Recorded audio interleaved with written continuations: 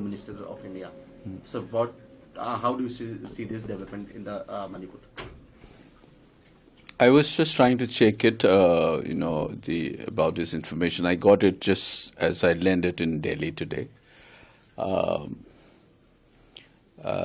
that I talked to people in Imphal, and they said this. Initially, I was skeptical whether it is fake news or that this drama of resignation has happened before also. So, but it seems that it's true that the governor's paper that his resignation has been accepted. That paper has come in. But whatever it is, I think what people of Manipur deserves is a responsible government who can deal with the situations, because it's an unprecedented chaos that we have seen, subversion of all the propriety of constitutional order. Economy has been destroyed. So many lives have been lost, and thousands of people have still been languishing in relief camps.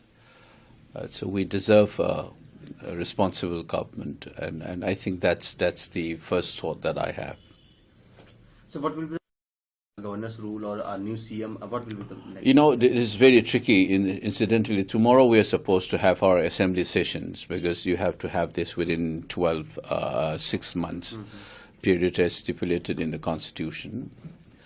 So I've heard that the governor's secretariat has confirmed that tomorrow the session will not begin.